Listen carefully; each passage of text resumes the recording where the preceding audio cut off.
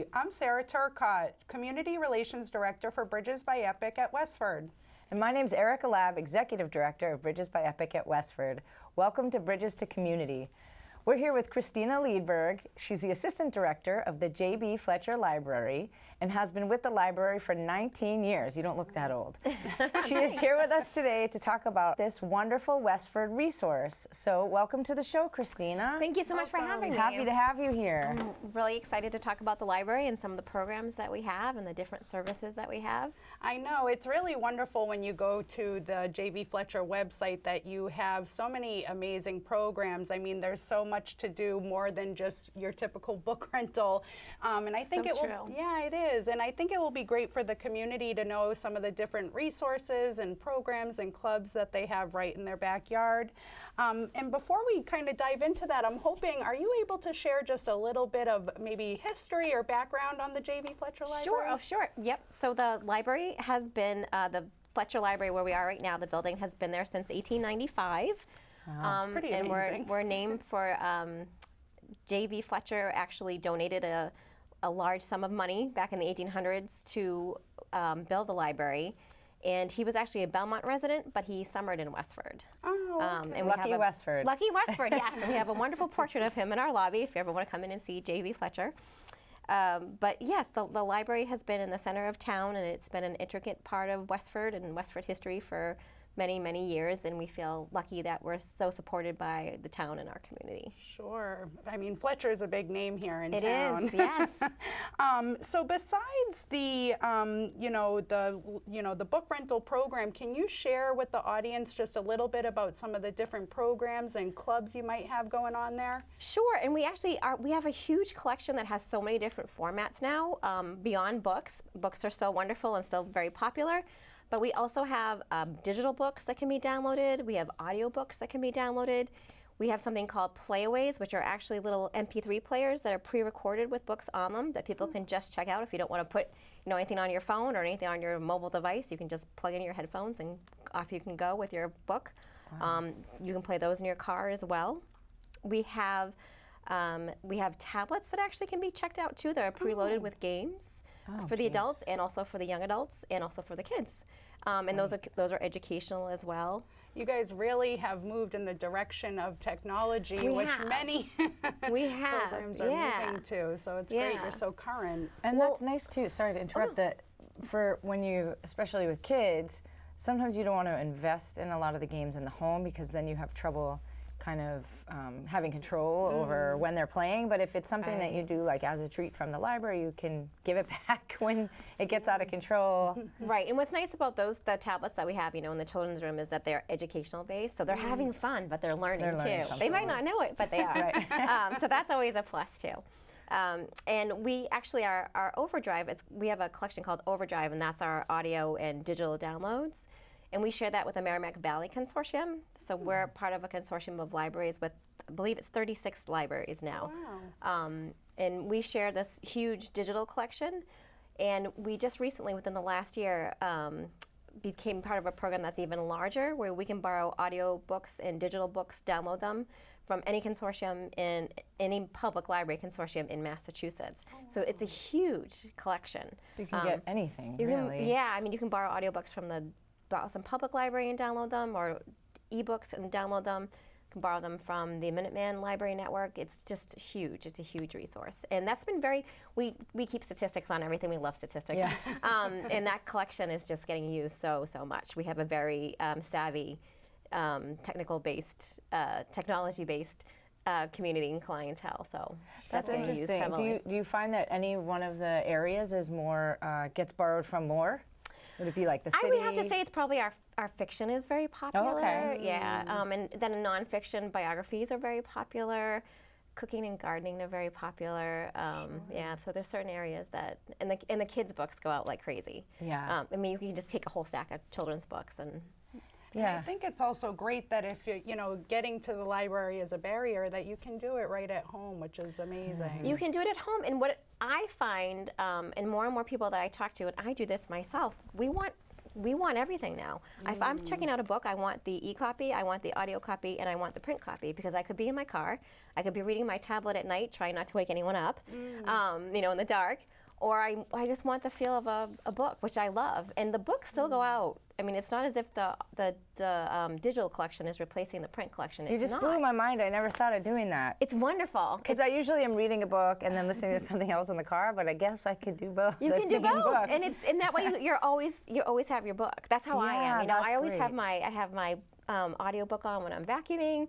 I have it on in the car, but then I want print at night, and then my husband doesn't like the light on too late at night, so then I'm there with my tablet, right? Yeah, that is great. You can have it all. You just blew my mind. The show's over, folks. We learned everything we need to know. That is amazing. But it's funny. I really find that, you know, one format's not replacing the other. It's that we want it all. So and you can have it all, which is nice. Absolutely. Yeah. Absolutely. Well, that's really just amazing information for everyone to have. And then how about besides, you know, readable reading programs? I know that you guys have. I think I saw like a knitting club and, you know, various clubs like that that happen at the library. We do have a lot of programs. We have a lot of book clubs. Right now, for example, we have a Thursday night book club that meets that we go back and forth between fiction and nonfiction.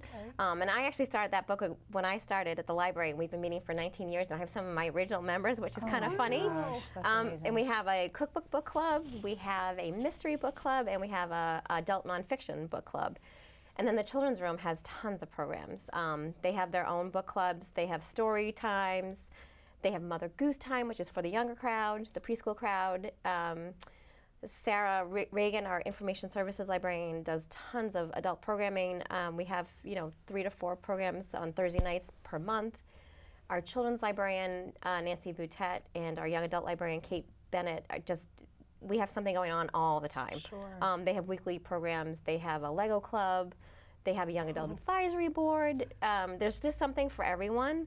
And most of our programs are free, or if it's sometimes the children's programs, it's maybe a $2 fee for a ticket. So it's really affordable for families. You make all your money in library fees, right? Late book fees. We don't charge fees. Oh, good. That's what a great segue. No fees. Tell us about that. We do not charge fees. No, we want people to feel that, you know, this is their collection. Yeah. And honestly, there have been many studies done that have shown it costs more money to collect money than what you make in the fines. So really, what's the point? And it just makes people feel bad. Right. And do you find you get most of your collection back? We do. Great. We really do. And I think that has a lot to do with our customer service policy. Sure. Our retention rate is very high. And I think that if people, you know, have fines, they're almost afraid to go back to the library. Yeah. So Sure. I think it works in our favor. Yeah. I actually just heard on a local news program that one library actually issued a warrant out for someone who didn't return a book. It's like, that's kind of getting a little extreme. Yeah. So hopefully more programs like that will encourage people, because like you were saying, you don't want to discourage someone to come to the library. Exactly. Right? And then that is the trend. More and more libraries are giving up fines. Yeah, that's amazing. Great. Boy, that would have changed my childhood. Yeah. No, and I know that, I mean, and you guys are really doing a great job staying current, and most especially here in Westford, we do have the Dementia Friendly Westford initiative, and you guys really stepped up to the plate when it came to just being a part of the initiative itself. And I know that you are here to also explain a little bit about a new program that you have that coincides with that. Yeah, so we're really excited that we've been included with everything that you guys have been doing. And we have these dementia-friendly library kits, and I'll just sort of explain what they are. And they're for, you know, caregivers who are taking care of people with memory loss, who are looking for activities to sort of help engage, you know, memory or activity. And so, for example, and they're themed. They're these themed kits, and I have one that's sort of the 1940s, and it comes with different materials. So there's like a 1940s large print book that would help sort of with pictures and description about that time error. Yeah. Right. So if someone with memory loss were to look through this with someone, it might help spark memory and discussion. Yeah. Exactly. And then there's you know, a CD of 40s hits music to go along with it. I love that. Yeah. And then these conversation cards, which I think is such a great idea. So you show a picture of a particular item, and then on the back there's a list of questions that you can help the person by saying, so for example, there's a picture of lavender flowers. And some of the questions you might ask after showing the picture is, do you like the scent of lavender? Have you ever used lotion or perfume scented with lavender? Just different things to sort of spark memory. Sure. That doesn't have anything to do with the 1940s, but that's part of the kit. Sure. And there's so many, I mean, something like this, isn't there's interactive. so many ways to use that. Do you like this? Right. Does this smell good? Do you like babies? It's just like, and the pictures are so beautiful. The pictures are beautiful, and sometimes I think it's hard to come up with conversation topics. Totally. Absolutely. And that could really help. Yep. Yeah, or if they're trying to bridge a gap, if you have some younger members in your family that are trying to connect with their, parent or grandparent, it's a nice way that they can interact and, have, like you said, conversation or play a game and all that good stuff. And for folks not familiar, these can be very expensive. I mean, you can buy these kits online, but they're fairly expensive, and then once you have one, you kind of want another one. Yeah, and so by utilizing these ones that you guys have put together, you get a fresh one. You can go back and get another one and try a different one. So it's like just And invaluable. I'm sure we'll add to this collection too over time. But there's even there's a card game that comes with this, and it's the same. If I can open the package, it's the same kind of thing where the idea of the game is to show a category such as food, and then the person would put the pictures together that go with that particular category. That's awesome. Yeah. So it can be fun too. Like you said, for a younger person to interact with an older adult, or just a family member looking for new ideas to help with conversation or spark memory. Absolutely. And then we also have, every single kit also has a puzzle. Let me put that down. Which I love. I love the adapted puzzles, especially for someone who loved doing these as a hobby. When you're looking at 1,000 tiny pieces, it seems impossible sometimes. Right. And like you said, they're larger puzzles, and they're plastic, so they're a little easier to put together. Yeah. So that just another activity, just looking for some ideas to engage. Absolutely, absolutely. That's really exciting, and we were even more excited to hear that people have actually already, borrowed some, which is really great, and hopefully spreading the word out, more people will take advantage of it. We hope so too. We think it's a good resource, and they're located in our reference area in the library, but they do circulate, and they can go out for 3 weeks at a time, so you can keep them for a while. That's awesome. Yeah. Do you find you get a lot of older visitors? Yes. Yeah, we do. great. We do, which is really nice. That's my favorite part of working in a public library, actually. We get to work with all age ranges. Right, yeah, it's which so is nice. really great. It's Yeah. so nice, that's great.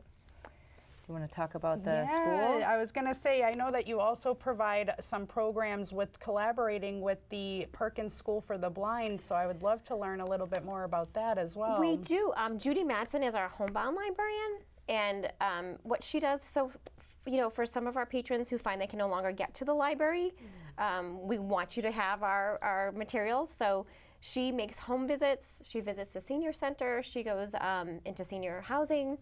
And she also has access to, along with Holly Sheridan, our circulation head, they have a program with the library, the Perkins School Library, where we can borrow, it almost looks like an old-fashioned tape player, audio tape player, but we can borrow, their books on audio for people to listen to and play.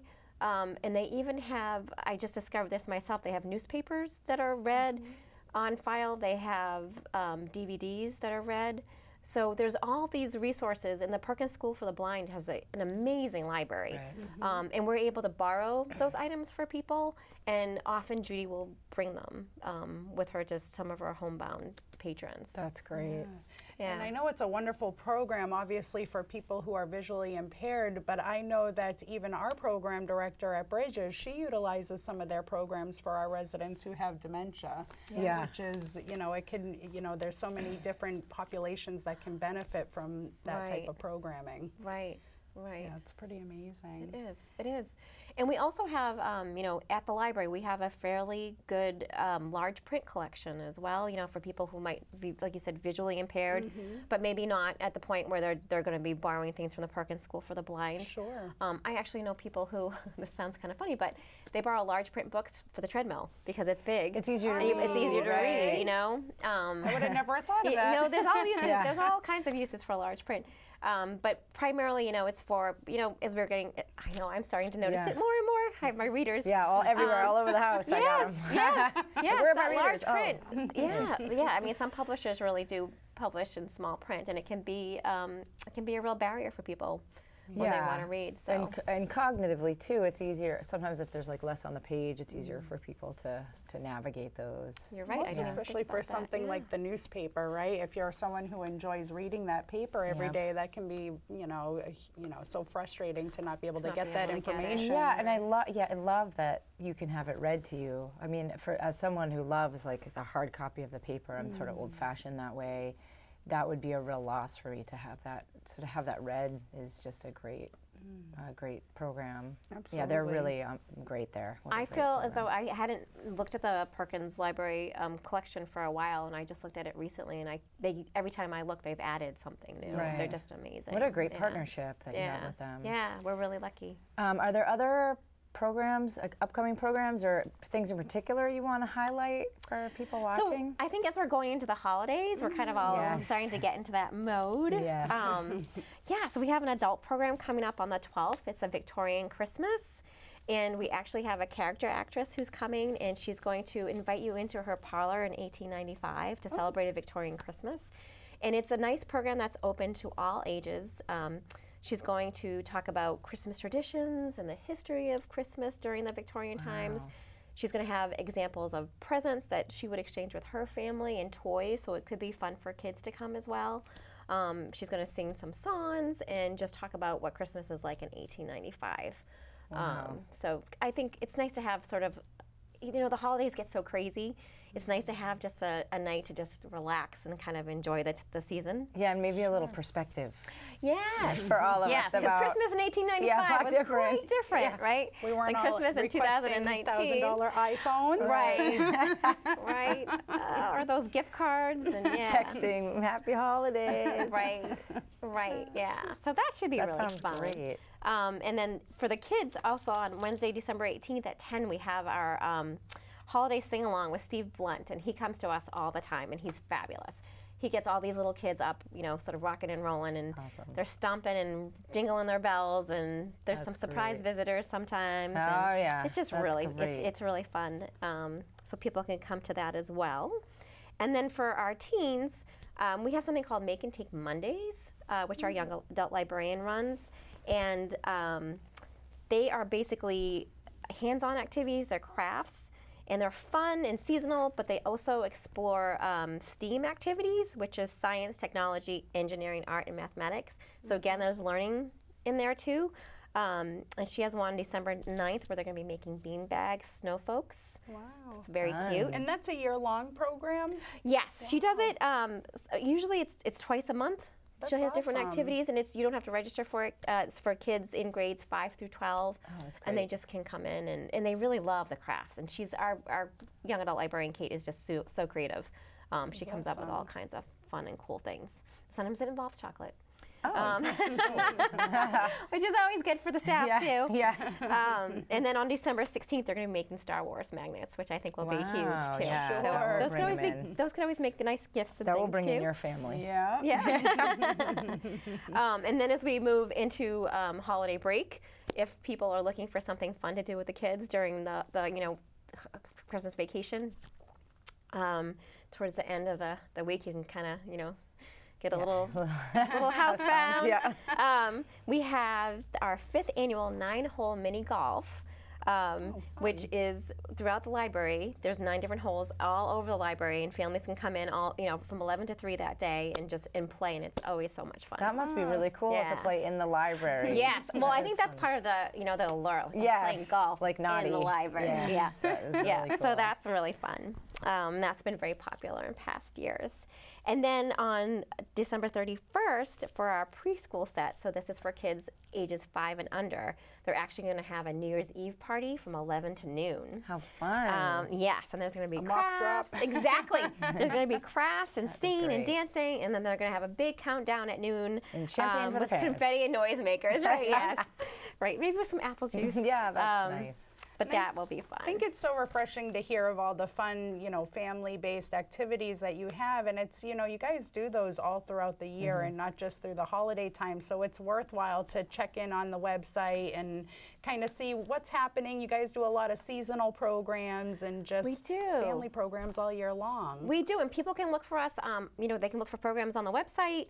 We also have an e-newsletter that you can sign up for on our website, and that comes just once a week in your mailbox, and that will keep you up to date on what's coming, what's going on, and there's links right in there for people to register for programs. So the e-newsletter is a good way to go. And we try to we have a Facebook page. We're on Twitter. You're really we're trying to really be all over the place. Current for a library. So we're out there, and we'd love to connect more and more with people. Yeah. And it will be worthwhile to check out your website in the new year, because it's my understanding you're undergoing some new design. We are, thanks in part to our friends of the library who are helping to fund our new website. We are in design talks right now. And it's going to be completely revamped, and it's going to look beautiful. We're just starting to see some of it now, and we're hoping to have it up sometime in January for the new year. Great. Sure. So, and I think that's a good way. Sorry. No, go ahead. Can you share with the audience? I know that you do have a Friends program, and it's really important to support, your local library. And what are different ways people can get involved and support you all? So yes, we do have a Friends of the Library program. And we have a wonderful friends group, and sometimes I don't think people realize how much they actually fund for us. They pay for all of our adult and children's programs. They pay for our museum passes. We have something that's called the Friends Bestseller Collection. So they actually use their own money to purchase high, bestsellers. And so sometimes when you go to check out a book at the library, you might find out that we have 5 copies of it, but there's 50 people in line for it. So they have copies that you can't place a hold on. You just rent them for $1 for 3 weeks, a suggested donation of $1, so you can get it right away, and then that money goes back to the library to go into other programs and more of the collection. And so if people want to support us, a Friends membership is a wonderful way to do it. We have different levels of memberships. If you want to participate in the children's programs, you would buy a family membership, but there's individual memberships as well. And even people from out of town will purchase a Friends membership because that gives them access to our museum passes, which are funded by the Friends of the Library. And we have museum passes to the New England Aquarium, the Boston Children's Museum, the Museum of Fine Arts. We have all kinds of things. So there's always something to do. Even if we're closed, you can go to a museum with one of our passes. There's always something going on. How much is it to get your face up next to Jb Fletcher? It's probably a lot, huh? Get your picture up in the lobby. It's probably a big donation. Yeah, I don't know what. Well, I mean, I know in 1895 he donated $10,000. So that was probably a lot of money. That was a lot of money back then. So in 2019, I don't know. But yeah, so our friends group does do a lot, and they also have, we have a book sale coming up in February, which is really popular. And if you have a Friends membership, you actually get to come on Friday night for the preview sale. So you get the first pickings at the best books. And we are really lucky. We have a very literate town, and they read a lot, and we get great donations for our book sales. So you can get these fantastic books for 50 cents to $1. And do you take those anytime, or is there a certain time? They of do. year? They take them all year long. We have amazing volunteers who are friends, and they're constantly sorting books for us and getting them ready for the sale. Yeah. What do you do with the leftover donations that don't sell? I'm just curious. So books that don't sell go to an organization called Hands Across the Water, and books are sent out to, I believe it's third world countries. So nothing, nothing goes to waste. That's an awesome program. And that's all our friends. Our friends group is amazing. Wow, that is remarkable. It really is. And then I guess before we wrap up, unless there's anything that we weren't able to share yet, I would love to just know a little bit of how did you get into Jb Fletcher Library? What drew you to want to work there and stay there for 19 years? I can remember. Oh yes, I love working in Westford. Westford is just such a great town, and even though my husband grew up here, I did not. I grew up in Cambridge, but one nice thing about working in Westford is you become a part of the community, and I really feel that way. I mean, I've seen little kids grow up. I've seen, people move on and sell their homes and downsize and everything. But it's just such a great town. And oh gosh, what drew me to Westford? I used to work in college libraries, and I don't know, I thought a public library would be so great because you get to work with so many different people and so many different types of people. Not just the college kids or the professors. Yes, it's the whole I love the different questions that we get, from the kids to the teens to the to adults. Maybe they're doing a job search, or we have patrons coming in who are researching a health concern. It's just the amount of variety in a public library is just so much fun. And it really, it keeps things exciting. Clearly, you've been there 19 years. Yeah, I love it. I love it. So great. Thank well, you. it's a wonderful service you provide to the public. It's great. So thank you. Thank you so for much letting us highlight it here. Yeah, our pleasure. Truly our pleasure. And please make sure that you go out and check out the new website in the new year. I know that they're going to have a lot of great resources and upcoming events, and I'm excited to see it. And we can't thank you enough for being here today. Thank you so much. Yeah, thank you. And we hope to see you next time at Bridges to Community. Thank you. Thank you.